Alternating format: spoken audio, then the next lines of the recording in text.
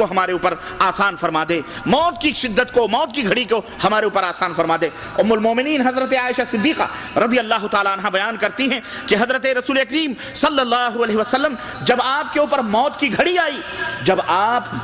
کے اوپر موت کی گھڑی آئی اور سکرات الموت کا جب عالم آیا، موت کی بے ہوشی کا جب عالم آیا، تو فرماتی ہیں کہ اللہ کے نبی صلی اللہ علیہ وسلم کے بغل میں کٹورے میں پانی رکھا گیا، بڑے سے ایک ٹب میں کٹورے میں پانی رکھا گیا۔ حضرت صلی اللہ علیہ وسلم اپنے دونوں ہاتھوں کو اسی کے پانی کے اندر ڈالتے تھے اور پھر اپنے چہرے کے اوپر جس طرح سے چھینٹے مارتے تھے اور ہاتھوں کو پوچھتے تھے اور کہتے تھے کہ لا الہ الا اللہ انا للموت سکرات، اللہ کے سوا کوئی معبود نہیں، اللہ کے سوا کوئی معبود برحق نہیں، یقیناً موت میں سختیاں ہیں، یقیناً موت میں سختیاں ہیں۔ ام المومنین عائشہ صدیقہ رضی اللہ تعالیٰ عنہ فرماتی ہیں کہ اللہ کے رسول صلی اللہ علیہ وسلم کو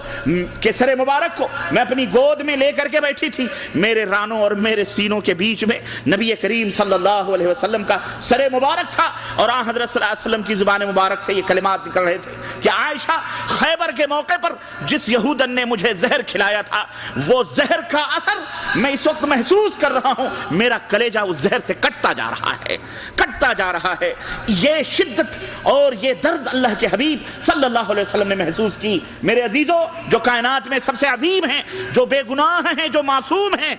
جو بے حساب و کتاب ہیں، جو اللہ کے اولو العزم نبیوں میں سے ہیں، جو آخری نبی ہیں، جو پیغمبر ہیں، ہمارے رہنما ہیں، جب ان کا یہ عالم ہے تو ہم اور آپ کہاں ہیں؟ میرے عزیزو، اس لیے اللہ سے ڈرو، میرے دوستو، اللہ سے ڈرو اور اس موت کو یاد رکھو ہمیشہ، اس موت کو ہمیشہ یاد رکھو۔ اس کے اندر بڑی سختیاں ہیں، اس کے اندر بڑی شدتیں ہیں اللہ۔ اور اسی طرح سے ام المومنین عائشہ صدیقہ رضی اللہ تعالیٰ عنہ فرماتی ہیں، اس قدر پسینے چھوٹتے تھے آپ کے جسم مبارک سے کہ وہ چادر آپ کبھی اپنے سروں کے اوپر ڈالتے اور کبھی اپنے چہرے سے ہٹاتے، کبھی سر کے اوپر ڈالتے، کبھی اپنے سر سے اس چادر کو نیچے اتارتے اور کہتے لعن اللہ الیہود والنصارى اتخذوا قبور انبیائہم او صالحیہم مساجدا، اللہ کی لعنت ہو یہود و نصارہ پر جنہوں نے اپنے نیکوکار، اپنے نبیوں اور اپنے صالحین کی قبروں کو عبادت گاہ بنا لیا، جنہوں نے اس کو سجدہ گاہ بنا لیا۔ اس موقع پر حضرت نبی کریم صلی اللہ علیہ وسلم توحید کو یاد کر رہے ہیں۔ کس کو؟ توحید کا درس اس عالم میں دے رہے ہیں، اور یہی نبیوں کا دستور رہا، یہی نبیوں کا طریقہ رہا۔ اور میرے عزیزو، میرے دوستو، انسانی زندگی کی ابتدا بھی توحید ہے، اور یہاں سے رخصت کی کے وقت بھی اگر یہ توحید ہمارے سینوں کے اندر قائم و دائم رہی تو سمجھو کامیاب ہے۔ انسان پیدا ہوتا ہے اور اس کی ابتدا بھی توحید کے اوپر ہے، یعنی لا الہ الا اللہ محمد الرسول اللہ، یہاں سے آغاز ہو رہا ہے اس کی زندگی کا، ابتدا ہے یہ۔ جب تک آدمی یہ کلمہ نہ کہے وہ مسلمان نہیں ہوتا، اور اس کی انتہا بھی توحید اگر نہ ہو۔ اللہ کے رسول صلی اللہ علیہ وسلم نے فرمایا کہ من کان آخر کلامہ لا الہ الا اللہ دخل الجنہ، جو موت کی گھڑی میں جس کی زبان سے لا الہ الا اللہ نکلا، اس کی زبان سے لا الہ الا اللہ نکلا، وہ سمجھو جنت کے اندر داخل، وہ سمجھو جنت کے اندر داخل ہوگا۔ تو اس کی ابتدا، اس کا آغاز بھی توحید ہے اور ہماری انتہا بھی توحید ہے۔ چنانچہ انبیاء علیہ السلام کی زندگی بھی توحید کی طرح، توحید۔ اور پھر جب انتقال فرما رہے ہیں حضرت یعقوب علیہ السلام کا ذکر اللہ تبارک تعالیٰ نے سورہ بقرہ میں کیا، اور کیا فرمایا کہ وَإِذْ حَضَرَ يَعْقُوبَ الْمَوْتِ، جب یعقوب کو موت کے فرشتوں نے آ کے گھیرا، یا جب موت کی گھڑی آئی، تو حضرت یعقوب علیہ السلام اپنے بچوں سے کہہ رہے ہیں کہ اے میرے بچوں، کس کی عبادت کرو گے؟ کس کی عبادت کرو گے؟ کس کو اپنا معبود برحق سمجھو گے؟ تو بچوں نے کہا کہ ہم آپ کے رب کی اور آپ کے باپ دادا کے رب کی عبادت اور ان کی عبادت اور پوجا کریں گے، انہی کی عبادت و پوجا کریں گے۔ یہ نبیوں کا طریقہ رہا ہے کہ آپ اپنی اولاد کو زندگی میں بھی توحید کی دعوت اور مرتے وقت بھی توحید کا درس۔ آج ہم بھی مرتے ہیں، ہمارے بھی باپ آپ مرتے ہیں، ہم بھی مرتے ہیں، ہمارے لوگ بھی مرتے ہیں، لیکن جو جس میدان میں ہے، جو جس چیز میں ہے، مرتے وقت اسے کلمہ توحید یاد نہیں رہتا، بلکہ اس کی زبان پر ہم نے اتنا قرض فلانا کے لیا ہے، اتنا فلانا۔ بعض لوگ تو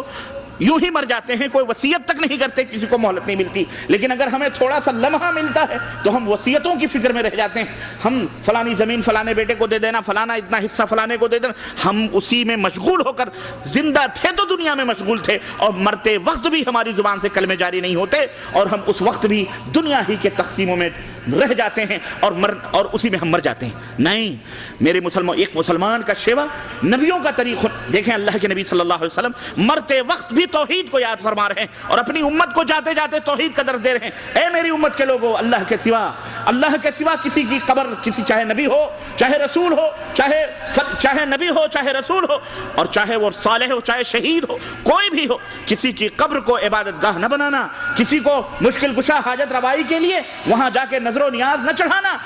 اور چلتے چلتے بھی اللہ کے رسول صلی اللہ علیہ وسلم نے فرمایا اللہم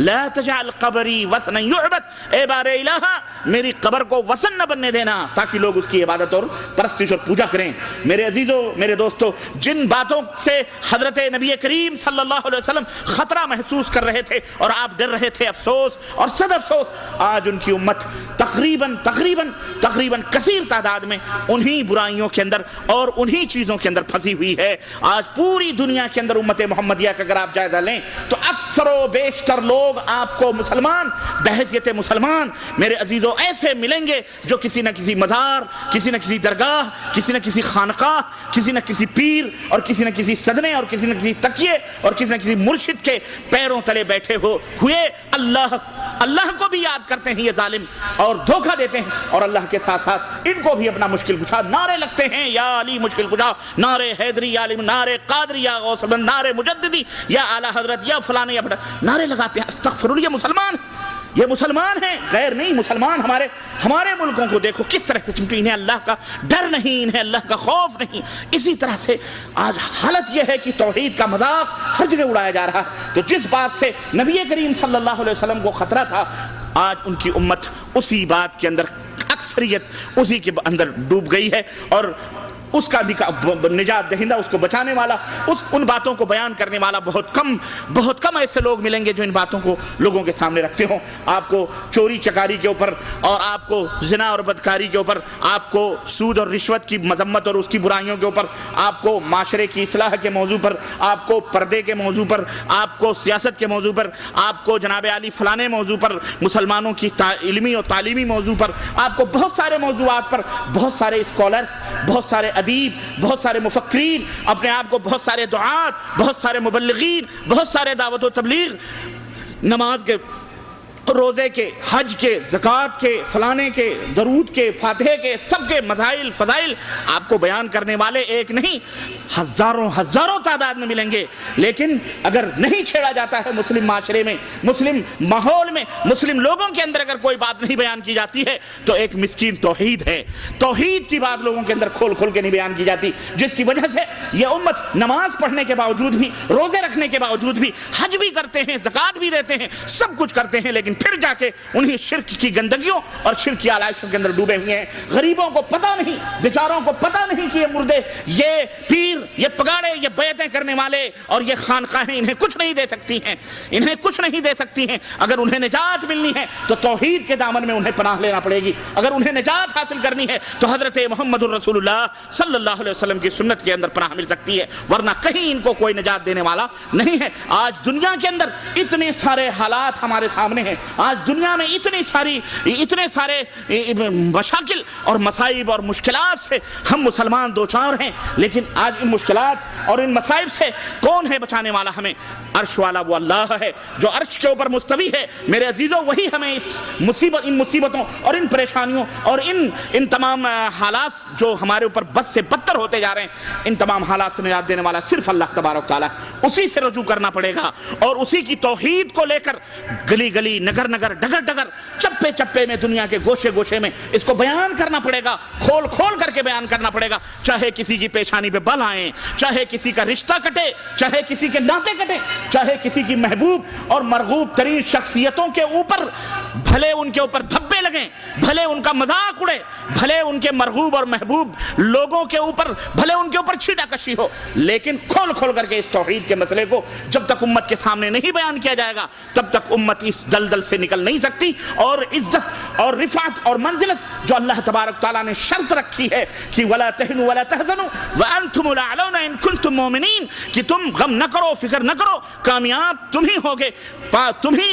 تم ہی بلندی پا سکتے سکتے ہو بشرطے کہ تم مومن. اگر تم مومن, جب تک صحیح ایمان لوگوں کے دلوں کے اندر نہیں آئے گا, صحیح توحید, صحیح سنت کا تصور, صحیح اعمال جو سنت کے مطابق نہیں ہوں گے, تب تک یہ دنیا کے لوگ لاکھ نمازیں روزے کر لیں, لاکھ حج اور زکوٰۃ دے لیں, لاکھ اللہ تبارک تعالیٰ کی طرف اپنے آپ کو کر لیں, جب تک ایمان اور عقیدہ صحیح نہیں ہوگا, جب تک عمل نبی کریم صلی اللہ علیہ وسلم کی سنت کے مطابق نہیں ہوں گے اعمال, تب تک یہ کبھی کامیاب ہو سکتے نہیں ہو سکتے. یہ بات نوٹ کر لی جائے. اور یہ بات مسلمانوں, میرے نوجوان دوستوں, میری ماؤں بہنوں اور میرے بھائیوں, میرے بزرگوں, آپ اپنے دماغ میں کر لو, ورنہ آج ہمارے ملکوں کے اندر جو حالات ہیں آپ حضرات اچھی طرح